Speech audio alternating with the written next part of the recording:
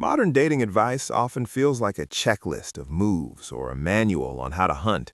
We're told to pursue, to text first, and to put in the work to get noticed.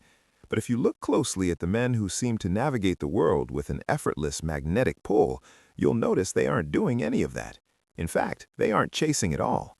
While most men are exhausting themselves running after shadows, these men are standing still, and the world is coming to them. This isn't about some secret pickup artist trick or a genetic lottery. It is a fundamental shift in psychology, a move from the hunter mindset to the architect mindset. The psychology of the man who never chases is rooted in the law of scarcity and the principle of high perceived value.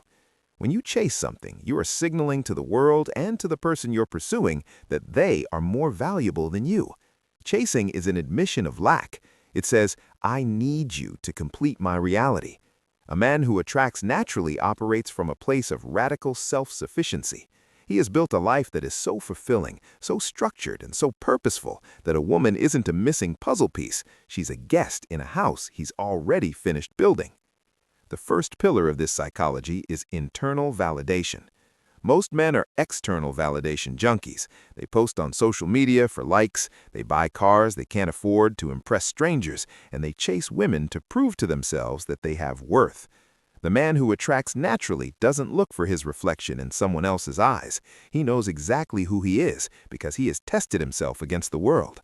He has hit the gym when he didn't want to, he has stayed up late working on his craft, and he has conquered his own weaknesses. When a man's confidence is forged in the fire of personal achievement, he doesn't need a woman to tell him he's good enough. That lack of neediness is the ultimate aphrodisiac. Neediness is a scent that people can smell from a mile away, and it's an instant repellent. Absence of need, however, creates a vacuum that others instinctively want to fill. The second pillar is the focus shift. This is where most men get it wrong. They spend 80% of their mental energy thinking about women and 20% on their personal growth. The high-value man flips the script.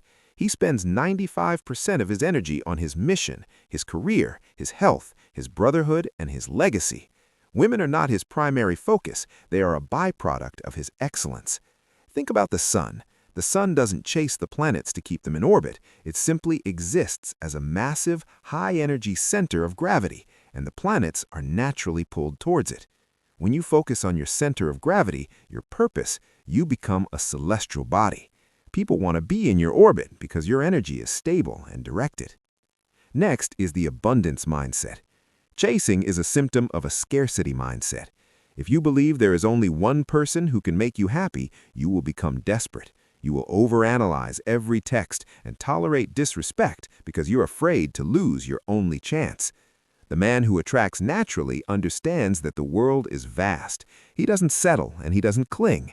This isn't about being arrogant, it's about having standards. He is willing to walk away from anything that doesn't align with his values or his peace. This willingness to walk away is the most powerful tool in any human interaction.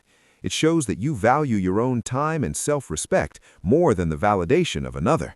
Ironically, the less you are afraid to lose someone, the more they are afraid to lose you. The third pillar is emotional self-regulation. A man who chases is often a slave to his emotions. He feels a spark and he immediately acts on it, often over-investing far too early. The man who attracts naturally is a master of his own internal climate. He is stoic, not in the sense that he is cold or emotionless, but in the sense that he is not easily moved by external whims. He observes, he takes his time, he allows the woman to reveal her character before he decides if she is worthy of his space. By remaining composed, he creates a sense of mystery. In a world where everyone is an open book on social media, a man who is selective with his words and his attention becomes an enigma. Mystery triggers curiosity, and curiosity is the precursor to attraction. Then there's the concept of physical presence. You don't have to be a supermodel, but you must be a man who respects his vessel. A man who never chases is usually a man who has mastered his physical discipline. When you see a man who is fit, well-groomed, and carries himself with an upright, relaxed posture, you aren't just looking at muscles, you're looking at a history of discipline. You're looking at someone who respects himself enough to take care of his health.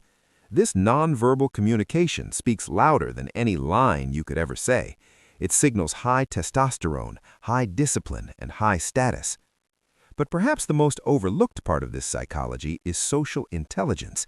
The man who attracts naturally understands the push-pull dynamic. He knows how to give attention and then take it away. He's warm and engaging when he is present, but he is genuinely busy when he is gone. His absence isn't a game or a tactic. He actually has things to do. When he isn't with you, he isn't sitting by the phone. He is out in the world, conquering his goals. This makes the time spent with him feel like a reward. He creates an experience, not a chore. The transition from chaser to attractor requires a death of the ego. You have to kill the part of you that craves instant gratification and the approval of others. You have to be okay with being alone while you build your empire. Most men can't handle the silence of the building phase, so they go back to chasing for a quick hit of dopamine. But the man who stays the course, who focuses on his mind, his body, and his mission, eventually reaches a tipping point. This is the moment where his value becomes so undeniable that the chase is permanently reversed. In conclusion, the psychology of attracting naturally is the psychology of self-mastery. It is the realization that you are the prize, not in a narcissistic way, but in a way that recognizes your time, your energy, and your attention are the most valuable currencies you own. Stop spending them on people who haven't earned them. Stop running. When you stop chasing the butterflies and start building a beautiful garden, the butterflies don't just come to you, they stay. Focus on the garden. Become the man who is so grounded in his own reality that others can't help but want to be a part of it. The world doesn't reward those who beg for a seat at the table. It rewards those who build their own.